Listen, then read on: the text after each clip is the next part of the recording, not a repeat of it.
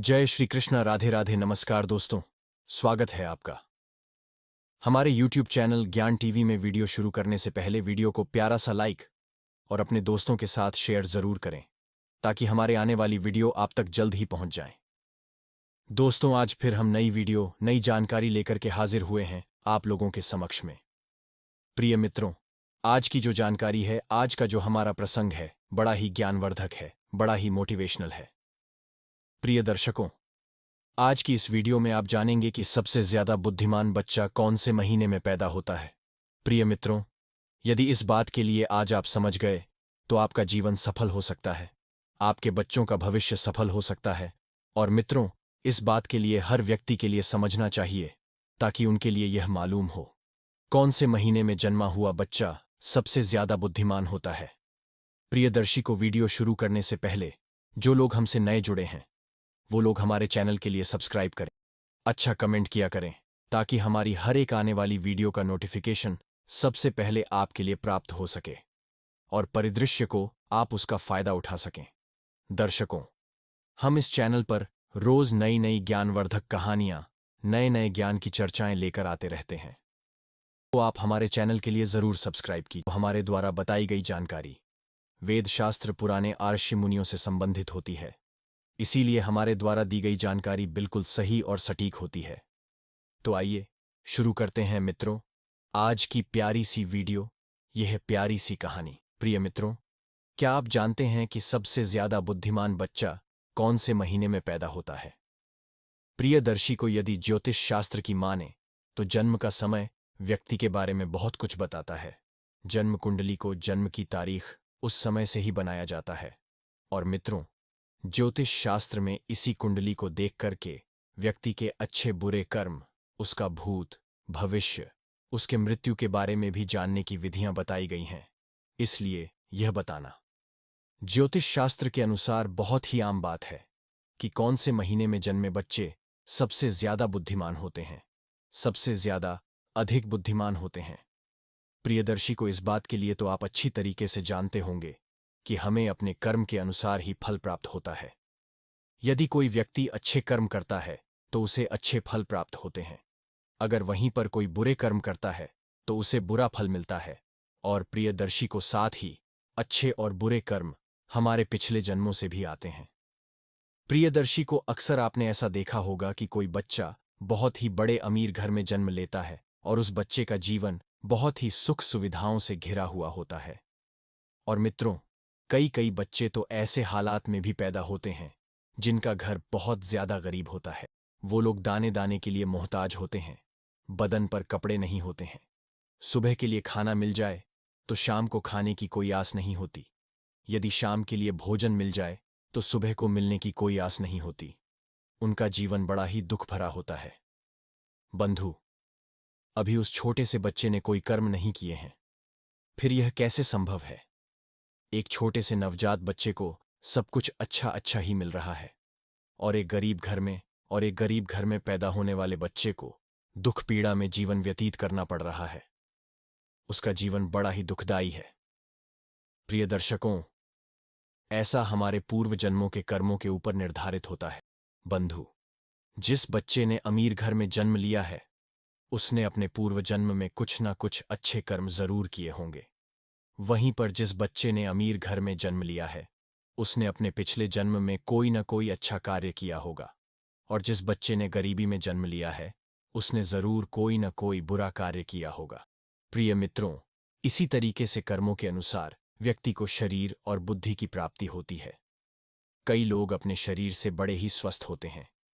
यह लोग कुछ भी खा लें, सभी के लिए पचा लेते हैं और कभी बीमार नहीं होते हैं। और दूसरी तरफ कुछ लोग ऐसे भी होते हैं जिनका शरीर कभी भी स्वस्थ नहीं रहता। ये लोग दलिया के अलावा और कुछ नहीं खा पाते हैं और समय समय पर दवाइयां लेते रहते हैं, गोलियां खाते रहते हैं और हर समय बीमार पड़े रहते हैं। प्रिय दर्शकों को ये सब कर्मों के आधार पर निर्धारित होता है। जिन लोगों ने बहुत ज्यादा पुण्य किए हुए होते हैं उन्हें एक स्वस्थ शरीर प्राप्त होता है, और वहीं पर जो लोग पाप किए हुए होते हैं उन लोगों के लिए दुख पीड़ा वाला शरीर प्राप्त होता है। वे हर समय किसी न किसी बीमारी को लेकर बीमार पड़े रहते हैं और बीमार पड़े रहने से वो लोग अपने बुरे कर्मों का फल भोगते हैं।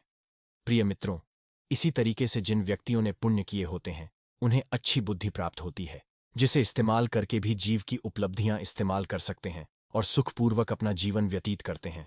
और वहीं पर जो लोग पाप कर्म किए हुए होते हैं उन्हें मंद बुद्धि प्राप्त होती है, जिनके चलते वो लोग कभी सफल नहीं हो पाते हैं, हमेशा हमेशा अपयश का सामना करना पड़ता है।